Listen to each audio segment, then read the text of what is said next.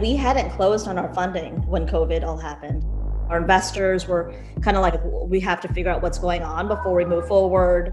There's like helicopters descending on New York City. There's like police sirens. The numbers kept going up and up. And Sophia and I were kind of freaking out, like, is this going to happen? And if so, when?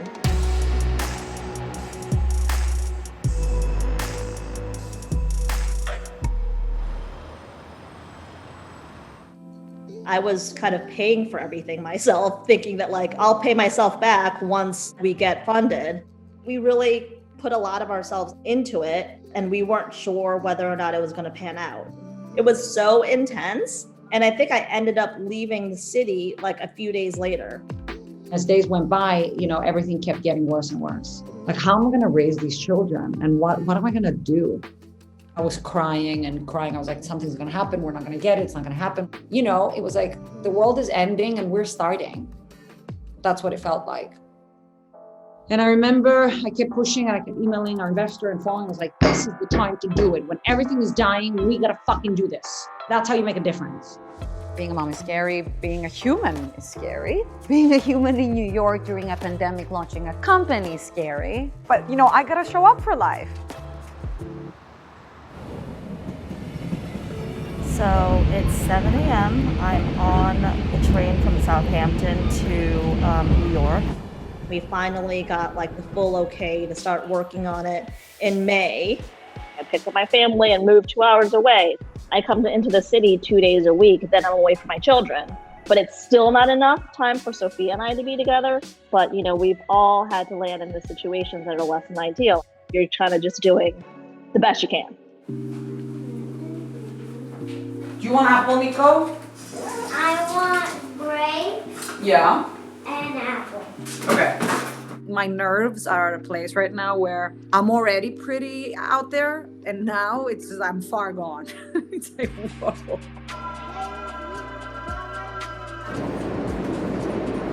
I work here in the office. I come in every morning. I'm constantly in my head alone.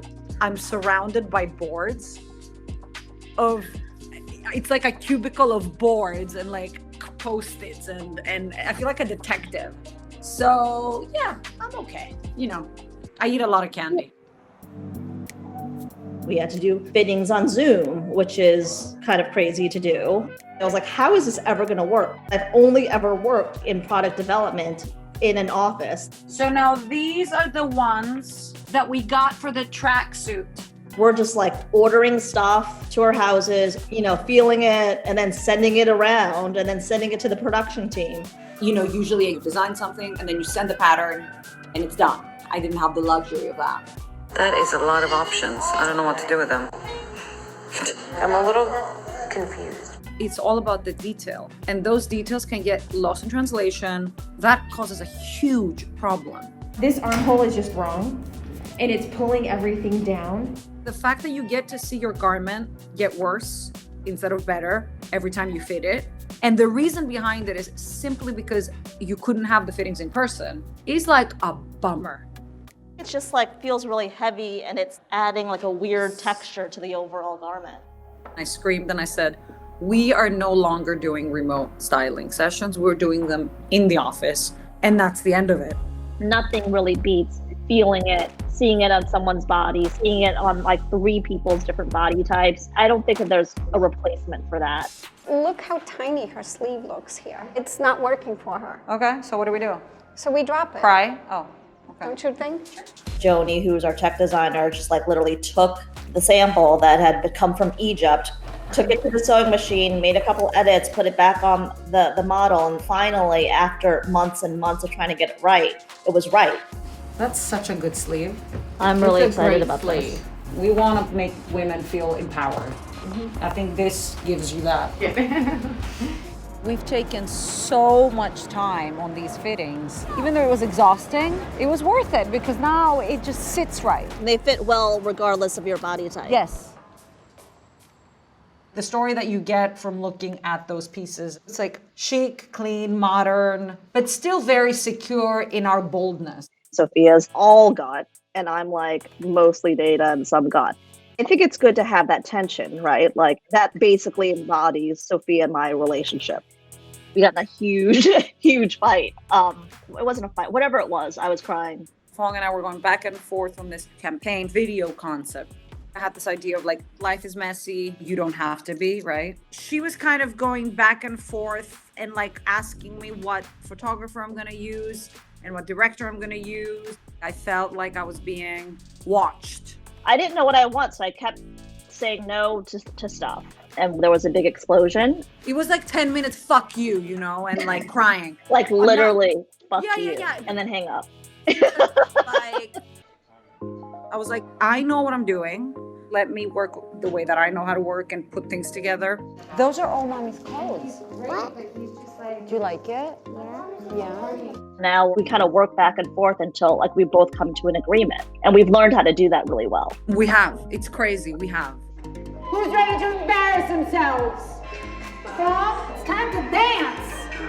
I've gotten to bigger fights with her than anyone in my life. But then, you know, it's just like family where we're totally fine again. She's like the better half, you know, of me, of this. Love you, Fong. Come on, Fong. Life's messy. Stay comfy. We need to do the content population on our website, right? So you need me to pick a picture for the homepage. We just saw the latest rounds for the homepage and the PLP and the PDP. So it's really starting to be something. The website is like the oasis time. It's like, yay, this is so smooth. Like if only everything else was. We got a call from my son's school on President's Day weekend. He had tested positive for COVID. The next day, my daughter gets tested again, and she actually turned out to be positive too. They have to wear masks. They're asking us why we can't pick them up, why they can't give us hugs. I'm sanitizing everything like every hour. Meanwhile, trying to get, you know, this business off the ground. That was really hard to navigate because I was scared, you know? The feeling I got was almost like when I took them home from the hospital. Your only job is to keep this thing alive. That's the mode I got into. I told Sophia and I was like, can you fucking believe this? That all of this is happening together. She was so supportive, like, we're gonna get through this. Do you need wine? You just kind of have to have that trust and support in your partner for you to be able to do something like this. We got our last test result back and we're negative, and so hopefully life will return to normal-ish.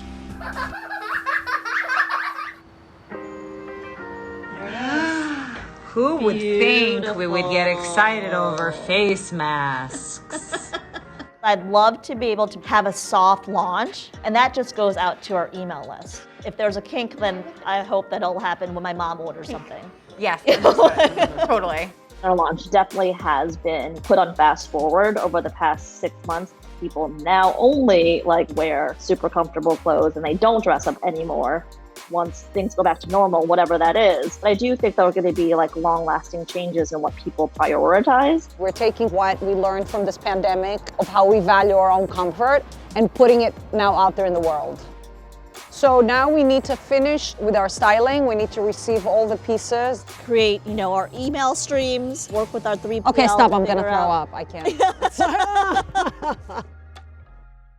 We are launching. Dun, dun, dun, dun. I'm super excited and super stressed. There's like so much to do. Like, how are we gonna do it?